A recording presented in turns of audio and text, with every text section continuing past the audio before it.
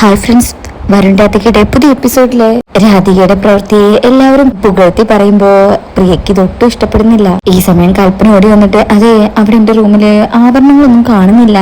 അതില് സൂര്യദേശത്തില് മിണ്ടരുത്, നീ ഒരു കുടുംബത്തിന്റെ അന്തസ്സറിഞ്ഞ് പെരുമാറിക്കോ, അല്ലെങ്കിലുണ്ടല്ലോ എന്ന് പറഞ്ഞ് കയ്യോങ്ങ.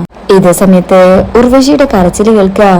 ഗൗതം മടിയിൽ കിടക്കുന്നുണ്ട്, ബോധമില്ലാതെ, നെറ്റിയൊക്കെ പൊട്ടി ചോര വരുന്നത്. അയ്യോ, ആരെങ്കിലും ഓടി വരുമോ, ആരെങ്കിലും ഒന്ന് വാ എന്ന് പറഞ്ഞിങ്ങനെ കരയുന്നുണ്ട്. മോനെ, ഏട്ടാ എന്നിങ്ങനെ ഉച്ചത്തിൽ വിളിക്കാനേ. അപ്പോഴേക്ക് എല്ലാവരും അങ്ങോട്ട് ഓടിച്ചില്ലും. ഈ ഒരു കാഴ്ച കാണുന്ന എല്ലാവരും ഞെട്ടും. എല്ലാവരും ഓടിച്ചെന്ന് അടുത്തിരുന്നിങ്ങനെ ഗൗതത്തിനെ വിളിക്കുന്നുണ്ട്. എന്നാൽ ഗൗതം കണ്ണു തുറക്കുന്നില്ല. അങ്ങനെ എല്ലാവരും ഭയത്തിൽ നിൽക്കുമ്പോ വരുൺ പറയും വന്നത് കുറുവാ സംഘം തന്നെയാണ്.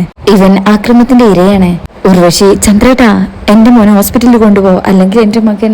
ചന്ദ്രശേഖരൻ മോനെന്ന് വിളിച്ച് കരയാണേ. പരമേശ്വരൻ പറയും വരും, വണ്ടി എടുക്ക്, അവനെ വേഗം ഹോസ്പിറ്റലിലേക്ക് കൊണ്ടുപോ. ഉർവശിയും ചന്ദ്രശേഖരനും ഒപ്പം കൽപ്പനയും ഗൗതത്തിനെ ഇങ്ങനെ വിളിക്കണേ. പിന്നീട് കാണിക്കുന്നത് മുരളികയിലാണ്. ശ്യാമ ഓഫീസിലിരിക്കണേ. അപ്പോ രാധിക വരും. ഫിദ മാം എന്ന് വിളിച്ചിട്ടാ വരുന്നത്.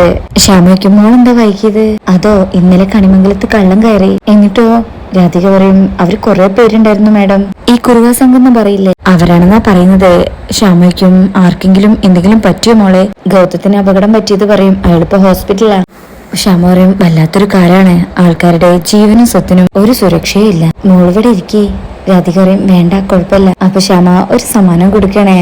രാധികയ്ക്കും ഇതെന്താ? ശ്യാമ പറയും തുറന്നു നോക്കിക്കൂടെ?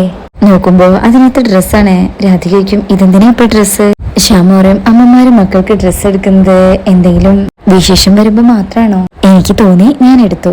ഈ സമയം രാധിക വിചാരിക്കും ഫിദ മേഡത്തിന്റെ അടുത്ത് വന്ന് ഇരിക്കുമ്പോൾ എനിക്ക് കിട്ടുന്ന സന്തോഷം എന്താ? എന്നെ പ്രസവിച്ചു എന്ന് പറയുന്ന ആളുടെ അടുത്ത് നിൽക്കുമ്പോ ഇങ്ങനെയൊന്നും തോന്നില്ലല്ലോ എനിക്ക്.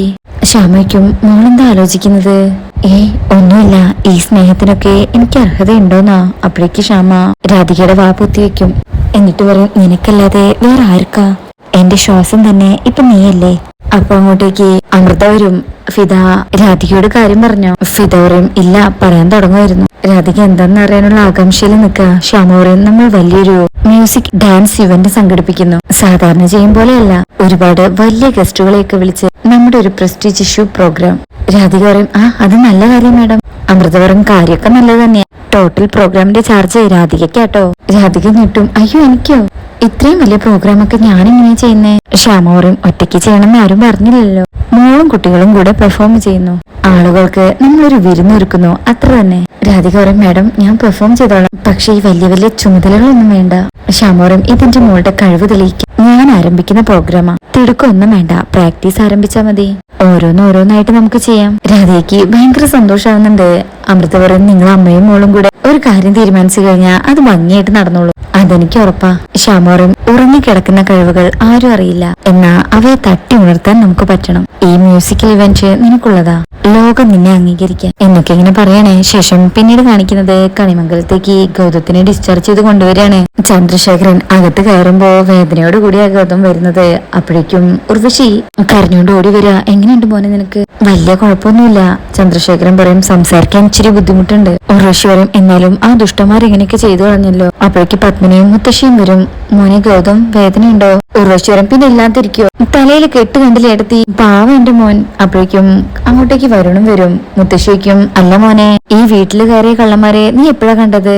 അവര് നിന്നെ ആക്രമിച്ചിട്ട് നീ എന്താ ബഹളം വെക്കാതിരുന്നേ? അത് പിന്നെ എന്ന് പറഞ്ഞ ഗൗതമിനെ പറയാൻ അങ്ങ് മുഴുവിപ്പിക്കാൻ പറ്റുന്നില്ല. ചന്ദ്രശേഖരൻ പറയും വീട്ടിൽ വന്ന കള്ളന്മാരെ നമ്മളെ ആക്രമിക്കുമെന്ന് കരുതി ഇവനവരെ എതിർക്കാൻ ശ്രമിച്ചതാ, അതുകൊണ്ട് ആ ദുഷ്ടന്മാർ ഇങ്ങനെയൊക്കെ. വരുൺ പറയും സത്യത്തിൽ ഞങ്ങൾ എല്ലാവരും കരുതിയത് നീ ഇവിടെ ഇല്ലെന്നാ, ഇങ്ങനെ ഒരു അവസ്ഥയില് നീ കിടക്കുകയാണെന്ന് ഇവിടെ ആരും ചിന്തിച്ചതേ ഇല്ല.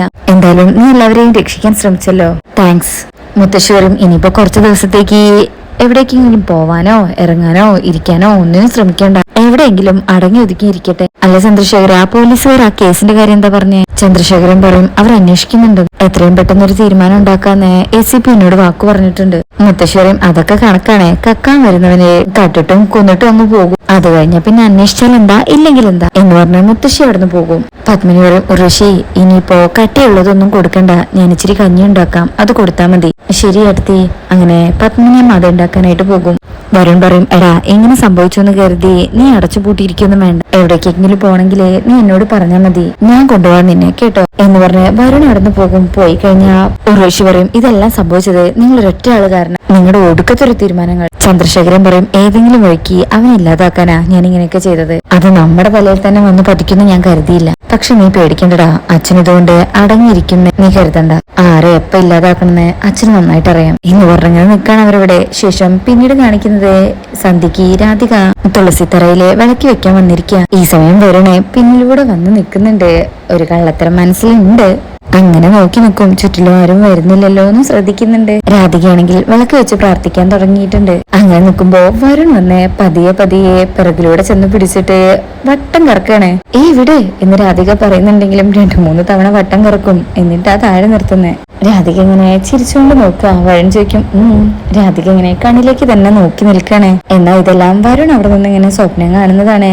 രാധിക വിളക്ക് വെച്ച് പ്രാർത്ഥിച്ചുകൊണ്ട് നിൽക്കുക. ഇതേ സമയം അങ്ങോട്ട് പ്രിയങ്ക വരും. രാധിക പ്രാർത്ഥിക്കുന്നത് ഇങ്ങനെ നോക്കി നിൽക്കും. ശേഷം രാധികയുടെ അടുത്ത് വന്ന് തുറച്ചു നോക്കുമ്പോ രാധിക വേഗം അവിടെ നിന്ന് പോവാ. എന്നാൽ രാധിക അവിടുന്ന് പോയതും പ്രിയങ്ക അവിടെ വന്ന് നിൽക്കുന്നൊന്നും വരുൺ ശ്രദ്ധിക്കുന്നില്ല. വരുൺ സ്വപ്നലോകത്താണല്ലോ. വരുൺ അവിടെ ഉള്ളത് പ്രിയങ്കയ്ക്ക് അറിയാൻ ചെയ്യാം. രാധിക പോയി കഴിഞ്ഞാല് അതേ സ്ഥലത്ത് തിരിഞ്ഞു നിൽക്കാണ് പ്രിയങ്ക. വരുൺ രാധികയാണെന്ന് കരുതിയിട്ട് അടുത്തേക്ക് ചെല്ലാം. അങ്ങനെ വരുൺ അടുത്ത് ചെന്ന് രാധികയെ എടുത്തു പൊക്കുന്നതായിട്ട് സ്വപ്നം കണ്ടല്ലോ, അതുപോലെ അങ്ങ് ചെയ്യും. പ്രിയങ്ക അങ്ങ് പേടിച്ചു വിടുവിടുന്ന് ബഹളം വെക്കുന്നുണ്ട്. അങ്ങനെ താഴെ നിർത്തി തിരിയുമ്പോഴായിരിക്കും വരുൺ പ്രിയങ്കയെ കാണുന്നത്. വരുൺ അങ്ങ് ഞെട്ടിപ്പോകും. പ്രിയങ്കയാണെങ്കിൽ വരുൺ ഇങ്ങനെ ചെയ്ത ഭയങ്കര സന്തോഷത്തിൽ ഇങ്ങനെ നോക്കി നിൽക്കുക. വരുണാണെങ്കിൽ അയ്യേ എന്ന് പറഞ്ഞ് അങ്ങ് തട്ടി നീക്കും. പ്രിയങ്കയ്ക്കും അപ്പോ സ്നേഹം പ്രകടിപ്പിക്കാനൊക്കെ അറിയാല്ലേ. എന്നോട് ഇത്രയ്ക്ക് ഇഷ്ടമുണ്ടായിരുന്നോ? എന്നിട്ട് പിന്നെന്തിനാ ഓരോന്ന് പറഞ്ഞ് എന്നെ വേദനിപ്പിക്കുന്നത്? എന്നെ പരീക്ഷിച്ചതല്ലേ?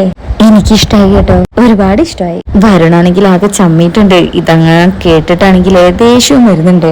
അറപ്പ് പോലെ ഇങ്ങനെ നോക്കി നിൽക്കാ. പ്രിയങ്കയാണെങ്കിൽ ഭയങ്കര സന്തോഷത്തിലും ക്യൂട്ടി എന്ന് പറഞ്ഞ കവിളിലൊരു നുള്ളി എടുത്തിട്ട് സന്തോഷത്തോടെ അവിടെ നിന്ന് പോവാ. വരുണാണെങ്കിൽ എന്നൊക്കെ പറഞ്ഞിങ്ങനെ നിക്കാ. ഇവളിത് എപ്പോഴാ വന്നത്? ഇനി ഇതിന്റെ പേരിലുണ്ടാവുന്നതൊക്കെ സഹിക്കണല്ലോ. എന്ന് പറഞ്ഞ മുഖം തിരിച്ച് ദേഷ്യത്തിൽ നിൽക്കുക. അതിനുശേഷം പിന്നീട് കാണിക്കുന്നത് സൂര്യ ഇങ്ങനെ ചേർലിരിക്കാണ്. എഴുന്നേൽക്കാൻ ശ്രമിക്കുന്നുണ്ടെങ്കിലും പറ്റുന്നില്ല. പിന്നെ അങ്ങനെ എഴുന്നേൽക്കും. അതിൽ സൂര്യക്ക് തന്നെ ഭയങ്കര സന്തോഷമാവാണ്. വേറെ ആരും കാണുന്നില്ല കേട്ടോ അവിടെ. എന്നിട്ട് പതിയെ പതിയെ ഓരോ ചുവടുകളായിട്ട് വെക്കും. അതിലും സൂര്യ തന്നെ സന്തോഷിക്കുന്നുണ്ട്. ഈ കാഴ്ച കണ്ട് രാധിക അങ്ങോട്ട് വരികയാണ്. സൂര്യ ഇങ്ങനെ നടക്കാൻ ശ്രമിക്കുന്നതൊക്കെ കാണുമ്പോ രാധികയ്ക്കും ഒരുപാട് സന്തോഷമാവും. സൂര്യ കഷ്ടപ്പെട്ട് അങ്ങോട്ടും ഇങ്ങോട്ടും ഇങ്ങനെ നടക്കുന്നത് രാധിക നോക്കും. ഏട്ടാ, സൂര്യ പറയും, വാ കണ്ടില്ലേ ഏട്ടൻ നടക്കുന്നത്? രാധിക അടുത്ത് വരുമ്പോ സൂര്യ പറയും, പ്രതീക്ഷകൾ മുഴുവനും വറ്റിപ്പോയിരുന്നു മോളെ. ചികിത്സ തുടങ്ങണം. അച്ഛന്റെ പരിചയത്തില് ഒരു വൈദ്യുതി ഉണ്ടെന്നൊക്കെ നീ പറഞ്ഞപ്പോ നിനക്ക് വേണ്ടിയാ ഏട്ടൻ ഇതൊക്കെ ചെയ്യാന്ന് കരുതിയത്. നിന്റെ നന്മയിലെ ഏട്ടൻ അത്രയ്ക്ക് വിശ്വാസമുണ്ട്. ചിലരുടെ ജീവിതത്തിലെ ദൈവത്തിന്റെ ദൂതരായിട്ട് ചിലർ വരും. അതുപോലെ ഒരു വരവായിരുന്നു നിന്റേത്. രാധിക പറയും, ഏട്ടന്റെ നല്ല മനസ്സിനെ ദൈവം അങ്ങനെ ശിക്ഷിക്കത്തൊന്നുമില്ല. സൂര്യ ചിരിച്ചിട്ട് പറയും, അച്ഛനും അമ്മയും മുത്തശ്ശിയൊക്കെ പറഞ്ഞു കേട്ടിട്ടുണ്ട്. പലപ്പോഴും ഈ ജന്മത്തിലെ ചെയ്തു കൂട്ടിയ കുഴപ്പങ്ങളല്ല നമ്മൾ അനുഭവിക്കുന്നത്. ഏട്ടൻ മുൻജന്മത്തിൽ ഒരു പക്ഷേ കടുത്തെന്തെങ്കിലും കാര്യങ്ങൾ ചെയ്തിട്ടുണ്ടാവും. രാധിക പറയും, ഒന്നും ഉണ്ടാതിരുന്നേ. ഇനി ഇതുപോലെ പിന്തിരിപ്പനായിട്ട് ഏട്ടൻ ഇങ്ങനെ ചിന്തിക്കാനും പാടില്ല, പറയാനും പാടില്ല. ഇനി എന്താ ഇവിടെ ഓടിച്ചാടി നടക്കണം. അച്ഛന്റെയും വരുണിന്റെയും കൂടെ ഓഫീസ് കാര്യങ്ങൾക്കൊക്കെ പോണം. പണ്ടാ കണിമംഗലത്തിന്റെ ഒരു മൂലയിലെ ഒതുങ്ങിയിരിക്കുന്ന സൂര്യ എന്ന് പറയുന്നത്. ഇപ്പേട്ടൻ കണിമംഗലത്തിന്റെ രാജകുമാരനാ. സൂര്യവരം എന്തൊക്കെ നടന്നു ജീവിതത്തില്. അങ്ങനെ മുങ്ങിച്ചാവാൻ ഒരുങ്ങുന്നതിന് മുമ്പ് ഒരു കൈവന്ന് പിടിച്ച് കരയിലേക്ക് കയറ്റി. ഏട്ടന്റെ കാലുകൾ ചലിക്കാൻ തുടങ്ങിയിട്ടുണ്ടെങ്കിൽ ഏട്ടനെ കൈ കൂപ്പി നിൽക്കാനുള്ളത് ദൈവങ്ങൾക്ക് മുന്നിലല്ല, എന്റെ രാധിക മോളെയാ എന്ന് പറഞ്ഞ് വീണ്ടും കൈകൂപ്പി നിൽക്കും. എന്താ ഏട്ടായി കാണിക്കുന്നേ എന്ന് പറഞ്ഞ് രാധിക കൈ പിടിച്ചു വെക്കും. ദൈവത്തെ മാത്രമേ തൊഴേണ്ടത്. ഏട്ടന് വേണ്ടിയുള്ള കാര്യങ്ങളെ ഞാൻ സന്തോഷത്തോടു കൂടിയേ ചെയ്തത്. ഞാൻ പറഞ്ഞിട്ടില്ലേ എന്റെ ആങ്ങളെയാണെന്ന്. സൂര്യ പറയും, താങ്ക്സ് മോളെ, റിയലി റിയലി താങ്ക്സ് എന്ന് പറഞ്ഞ് അനിയത്തിക്കുട്ടിയെ ചേർത്ത് പിടിക്കണേ. രാധികയും സൂര്യ ഇങ്ങനെ സന്തോഷത്തിൽ സംസാരിച്ചു നിൽക്കുന്ന ഈ കാഴ്ച കൽപ്പനയ്ക്ക് ഒട്ടും സഹിക്കുന്നില്ല. ആഹാ, ഇതും തുടങ്ങിയോ എന്ന് നോക്കുമ്പോ രാധികയും സൂര്യയും ഞെട്ടിപ്പോവാണ്. അങ്ങനെ ചേർത്ത് പിടിച്ചതിനെയാണെന്ന് മനസ്സിലാവുമ്പോ സൂര്യ വേഗം കൈയെടുക്കും. എന്താടേ കണിമംഗൽ താണുങ്ങൾക്കാർക്കും നീ കാരണം സൗര്യമില്ലല്ലോ ഏടത്തി.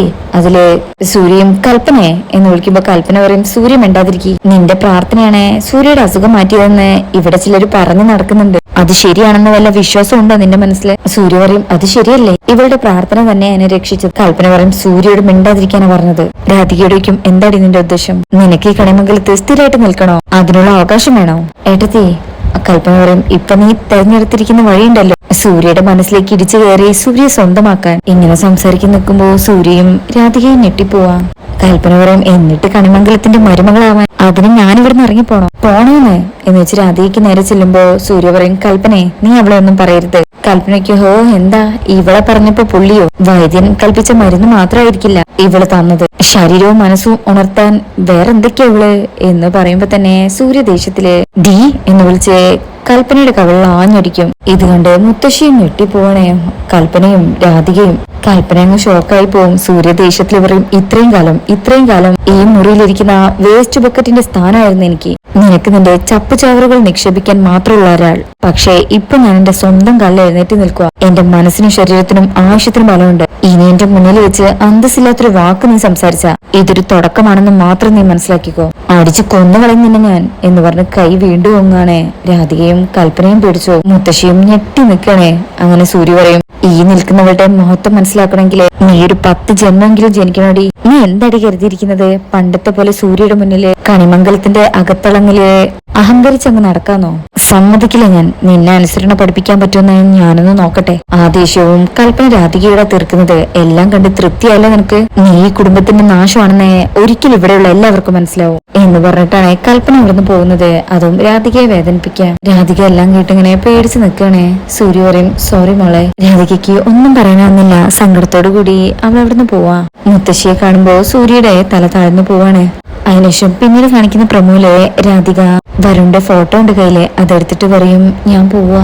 എന്റെ മനസ്സില് നല്ല ഓർമ്മകളായിട്ടുണ്ടാവും. ഒന്നിച്ച് ചേരാതിരുന്നിട്ടും എന്നും കൃഷ്ണനെ സ്നേഹിച്ചിരുന്ന രാധയില്ലേ, അതുപോലെ തന്നെ എന്നൊക്കെ ഇങ്ങനെ പറയുമ്പോ രാധികയുടെ കണ്ണ് നിറയുന്നുണ്ട്. അതിനുശേഷം പിന്നീടുള്ള ഭാഗത്ത് വരുണിനോടൊപ്പം തന്നെ രാധിക ബാഗ് എടുത്ത് അവിടെ നിന്ന് ഇറങ്ങാ. രാധിക കാറിൽ കയറാൻ നിൽക്കുമ്പോ തിരിഞ്ഞു നോക്കുന്നുണ്ട്. രാധികയുടെ കണ്ണും നിറയുന്നുണ്ട്. ഈ കാഴ്ച വരുണിനെ സങ്കടത്തിലാക്കാണ്. അപ്പൊ ഇങ്ങനെയൊക്കെയാണ് പ്രമോളുള്ളത്. അപ്പൊ റിവ്യൂ ഇഷ്ടപ്പെട്ടിട്ടുണ്ടെങ്കിൽ ചാനൽ എല്ലാവരും ലൈക്ക് ചെയ്ത് സബ്സ്ക്രൈബ് ചെയ്ത് സപ്പോർട്ട് ചെയ്തേക്കണേ. താങ്ക്